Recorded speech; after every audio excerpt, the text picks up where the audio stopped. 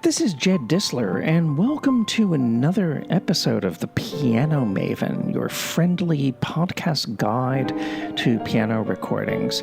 The title of this episode is 5 Underrated Emperors, and I'm not talking about leaders of countries of legend who are underrated. I'm actually talking about Beethoven's Piano Concerto No. 5 in E-flat, Opus 73, which is commonly known as the Emperor Concerto. And this episode is probably more oriented toward piano geeks than piano mavens, but it is what it is. And what can you say? I am a hardcore piano geek, much more than a piano maven. But if I called the podcast The Piano Geek with Jed Disler, I'd have fewer followers, probably.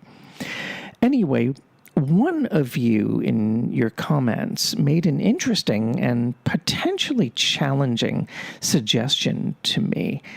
And it's a rather geeky suggestion, I have to say. And you suggested that I recommend 5 recordings of Beethoven's Emperor Concerto featuring 5 different pianists, but you stipulated that none of these 5 recordings can constitute part of a Beethoven Piano Concerto cycle. In other words, I have to limit myself to 5 standalone Emperor Concerto recordings that were not part of any cycle, nor perhaps intended to be part of a cycle. Well, it turns out I was able to do that. You have not stumped me, although I know that eventually I'll be stumped by one of you listeners. But I did manage to find 5 really excellent and really interesting recordings of this popular concerto, and some of my recommendations may well surprise you. First, I thought about what historic recording of Beethoven's Fifth Concerto that's a standalone recording could be a contender for this challenge. And there were a bunch of pretty good standalone emperors in the 78 RPM era. At first, I thought maybe I can show off my expertise and nominate the first complete Emperor recording from the acoustic era featuring the Liszt pupil Frederic Lamond. Or also there were emperors on 78 with Walter Gieseking, Rudolf Serkin, Edwin Fischer, Benno Moiseievich, maybe even the Marguerite Long recording. However, I did come up with this air check from a live 1953 performance with Ephraim Kurtz conducting the New York Philharmonic and pianist Myra Hess, and this was released in a 4-disc set on the Music and Arts label.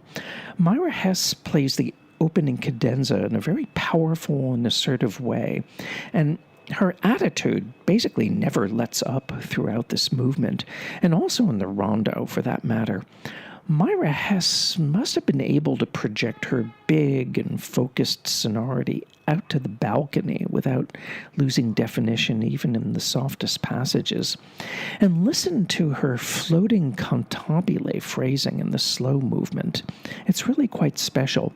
And the orchestra provides vigorous support. There are some moments of shaky coordination, but it doesn't really matter. It's a live performance, and basically, Myra Hess is on top form in a work that she did not otherwise record. At the opposite interpretive end, we have a live performance that was taken from a televised transmission, officially recorded and released by Deutsche Grammophon, and there must have been some post-production editing, which, is to be expected.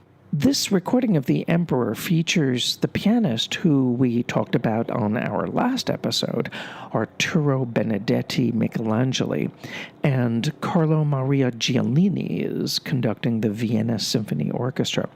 This is a work that Michelangeli performed often. That is, he performed it often in the concerts that he did not cancel. And this performance basically preserves his rather eccentric view of the work in its best overall sonic manifestation. Michelangeli is not a subtle Beethoven player, at least not here. Every gesture and every effect seems super calculated, contrived, and emotionally aloof. And he does these starkly exaggerated dynamic contrasts, and you have big lurching retards at the end of cadences or in moments of transition. The second theme in the first movement, for example, slows down to the point where you can probably examine it under a microscope. But what's interesting is that Giulini does his best to keep his soloist's ego in check, and he does stand his ground rather than just providing an orchestral doormat, as is often the case in many live Michelangeli Emperor Concerto air checks with radio orchestras, where the conductor basically hands things over to the soloist. However, you do have to acknowledge Michelangeli's technical brilliance and his ability to project personality and his ability to execute anything he imagines in minute detail with almost computer-like calibration. And by the way, I would be curious if any rehearsal takes survive from that ill-fated and apparently abandoned, unfinished studio recording of the Emperor Concerto with Michelangeli, with Carlos Kleiber conducting on the Deutsche Grammophon label. I know that Kleiber walked out of the sessions, and this whole crazy story is recounted in detail in Charles Barber's biography of Carlos Kleiber. But let's get back to Earth and return to normal with a recording that's just recently been reissued in the West for the first time. It features the new Philharmonia Orchestra under Yuri Siegel and piano soloist Rudolf Firkusny. This is part of the box set from Australian Eloquence that contains Firkusny's complete recordings for both British and American Decca, Deutsche Grammophon, and Westminster. I wrote the booklet notes for this box set, and I am really glad that this Emperor Concerto is available again. Firkusny is totally true to the score, and he always channels his wonderful fingers toward musical ends at all times. And you really feel that while his solo passages are up front and up close, he still is willing to accompany when first desk soloists need to dominate. The tempos are well chosen, and there's also an interesting detail. In the transition passage that leads into the rondo, the third movement, Yuri Siegel chooses to play that first low B-flat arco on the bow with the strings instead of pizzicato. Beethoven changed this detail to pizzicato in his manuscript, but it was originally arco. And what's interesting is that Yuri Siegel makes his intention felt even further by putting a little dynamic swell under that B-flat. I mean, this is a minuscule detail that may not sound that important, but it caught my ear. I also should say that given that this recording originally came out on Decca's Phase 4 label, and that Phase 4 releases tended to feature heavily spotlit microphone placement, as in, all their Leopold Stokowski releases. That's not really the case here. It's a very warm and naturally balanced recording, and I think it's a beautiful Emperor. When Evgeny Kissin recorded the 5 Beethoven concertos with Colin Davis for the EMI label, I wrote a review of the set, and I wrote how I thought that Kissin tended to put pianistic considerations ahead of musical ones, constantly drawing attention to himself. And then I remembered that he had recorded a standalone Emperor Concerto some years earlier with James Levine leading the Philharmonia Orchestra. So for my review, of course, I made comparisons, and I found Kissin's earlier version with Levine and the Philharmonia to be so much more direct and to the point, with none of those fussy phrasings or tapered dynamics that you found in the EMI recording. And I was also impressed with the lightness and the transparency of Levine's orchestral support, which was a totally different sound world from the big and beefy sonorities that he drew out of the Chicago Symphony and his earlier recording of The Emperor, where he was accompanying Alfred Brendel, and that was for a cycle with the Chicago Symphony that came out on Philips. Basically, it's a real chamber music kind of camaraderie with Kissin and Levine. And, Kissin tended to give some of his most penetrating performances under Levine's watch. And, when it comes to things like transitions and pickups, Levine is totally on top of his game. Sometimes in music from the classical era, the conductor John Barbaroli tended to gush, or he'd let the strings of his Halle orchestra swim around a little too much. But in his recording of the Emperor Concerto, he provides firmly focused yet warm-toned support for the Romanian pianist Mindru Katz. You may not have heard of this pianist, but I think he was an absolute master and a great stylist, and his noble yet often exciting handling of the solo part might be described as a synthesis of, let's say, Arthur Schnabel's angular thrust, or Edwin Fischer's warm inflections, or Emil Gilel's power and his command over time scale.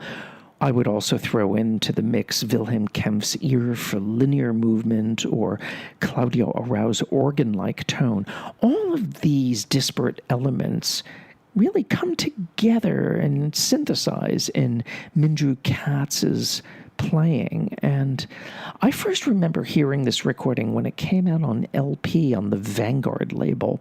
It was originally released on the British Pi label, PYE, and it first came out on CD on the Dutton label, I believe, in their extensive Barbaroli series.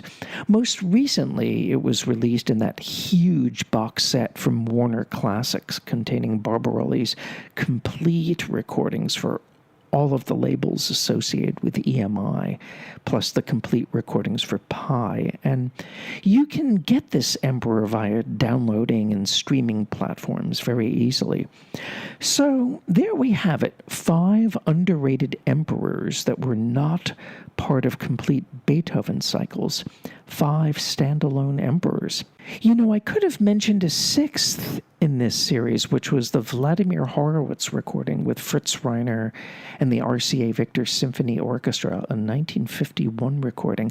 I think this is a very direct and uncluttered and very musical performance. There are all kinds of fancy little phrasing contrivances in Horowitz's playing, but it's still a really, really good emperor, and I really should have mentioned it. I'm sorry that I didn't. Perhaps I should do an episode about the 5 best emperor concertos from Beethoven concerto cycles. Maybe I should do the 10 best or the 15 best. I mean, God knows we are totally spoiled for choice in a work that's been recorded 100 million times. And I am sure that there are 100 million more versions of the Emperor Concerto that are going to be released next week. But this is all a part of my job as a reviewer and radio host, to try to keep up with the market and to recognize excellence when I hear it. This is Jed Disler, and you've been listening to The Piano Maven, your friendly podcast guide to piano recordings. I look forward to you and I being together next time for the next episode. Take good care.